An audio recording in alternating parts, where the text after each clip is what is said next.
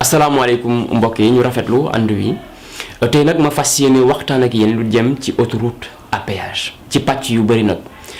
ba ca jiitu muur ji ñun ñëpp seetlu nañ ni njëg li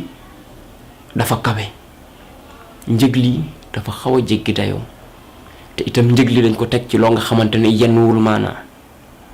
li koy firndeel moo di ci financement ba tax ñu wax tey autoroute à péage nguuru Sénégal da cee am pàcc bu am solo wàll bu bëri ndax nag ci Eiffage ñoom seeni chiffre Eiffage nag mooy ñi yor exploitation bi dañoo wax ni ñu ngi ko construire ci lu toll ci 306 milliards CFA ak lu teg tuuti ñu def seen dispatching ne ku ne la mu ca dugal ci xaalis ne nguurub Sénégal dugal na ci lu toll ci 181 milliards virgule 5 moom Eiffage mu teg ci itam lu toll ci 20 milliards ak lu tege tuuti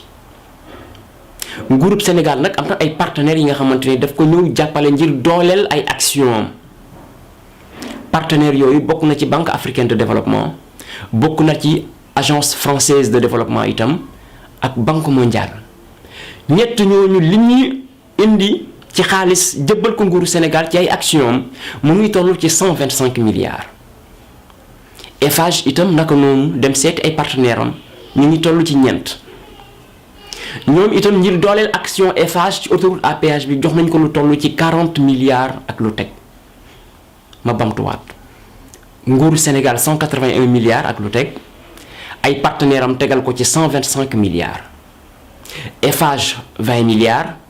ay partenaires am tegal ko ci 40 milliards ak lu teg tuuti kon gis ngeen ni le nguur Sénégal indi ci koppar ak ay partenaires am te ñoom itam daanaka ñun dañ koo leb ndax daan ñu leen fay moo ëpp fuuf li nga xamante ne moom la Eiffage indi ak ay partenaires am boo xaymayee lépp nag dafa lay jox 367 milliards virgule 5 donc prix départ ba ñu ngi ñu waxoon 306 ñu ngi ci 367 virgule 5 ndax nee nañ am na yeneen yoo nga xamante ne ay imprévu lañ ak yeneen ñoo tax ba prix bi dem ba nekk ci 367 virgule 5 milliards mooy li ñu tabaxee autoroute à péage te Sénégal boo ko xaymayee ci pourcentage mu nekk ci moom financement am ci 83%. ëppale ñëpp jiitu ca Eiffage fuuf la koy firndeel tronçon bi njëkk bi maanaam Malick Sy ba Pikine ñu ngi ko financé ci xaalis état xaalis yu keneen raxu ci exclusivement financement état à 100%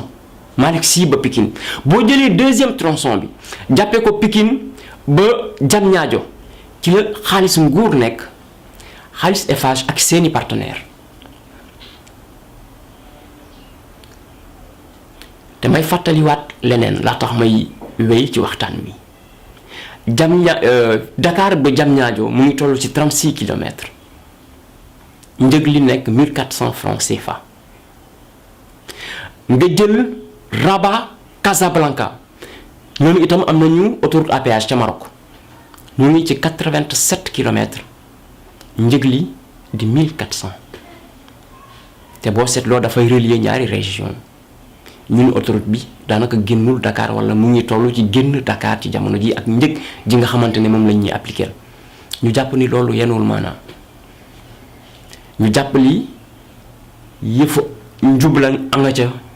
ak ñàkk yërmande ci askan wi ndax nag prix ba génn Diamniadio dafay mel ni prix diggante dëkk ak dëkk maanaam région ak région wala luy toll ci 80 kilomètres wala 100 kilomètres ndax ci yeneen i réew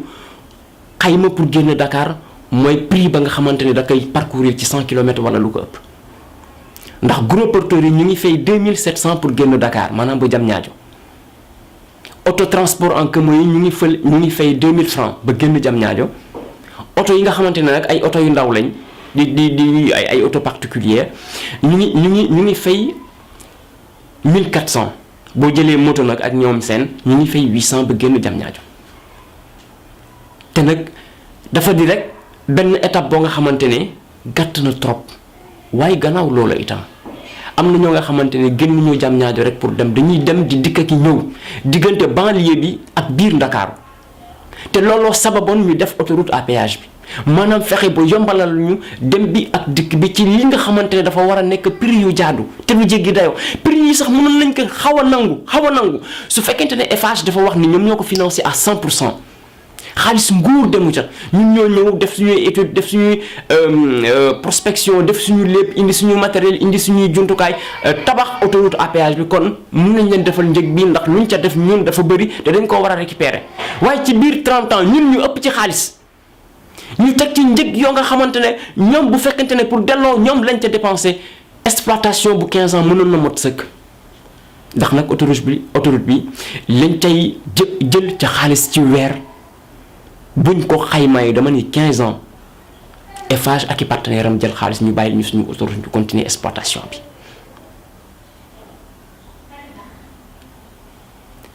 waaye nag yëf yi dafay nuru arnaque benn yëf yi dafay nuru yëfu maa tey ñaar yëf yi dafay nuru itam ak escroquerie nañ ko waxte dee waaye nag la ko sabab dafa mel ni nguur gi daf ñoo bàyyi ak yenn entreprise privée yi ba ñuy def lu leen neex mu ngi mel ni nguur dañ tànk ay loxoom ne ko noppil wala boo waxee dafa am loolu lay nuru bëgguma ca sori waaye dafa doy waar ndax lii xel mën ko nangu lay firndeel arnaque wi ak yëfumaa tey bi waa Eiffage di def sa oto bu fekkente ne da ngaa fay yow autoroute à péage nattu dal la ca oto bi paan ca autoroute à péage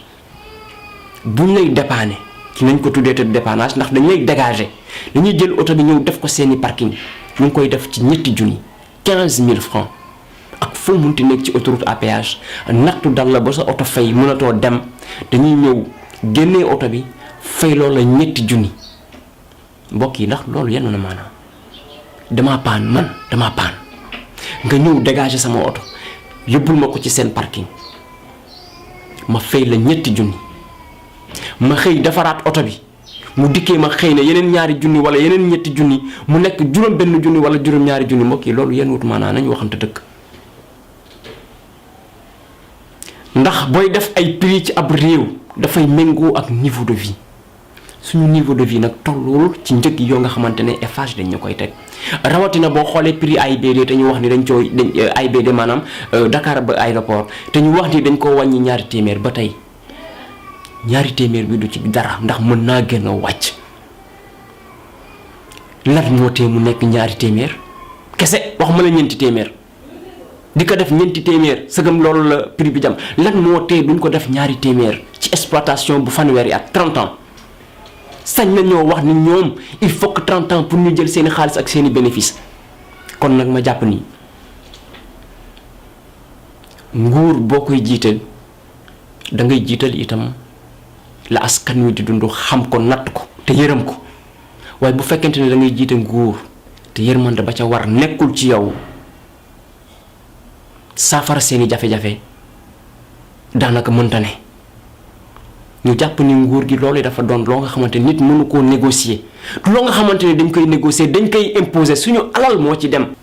njëg lii ci fii ñu toll arnaque la mënta wees lool kon may woo itam ñeneen ñoo nga xamante ni ñoo nga cay yëngu ndax am na collectif waaye gannaaw collectif bi askan wi itam ca la ndax na ku dégg may wax dana am loolu de daanaka transport en commun bi wala ñi yor seeni oto rek la concerné man yoruma oto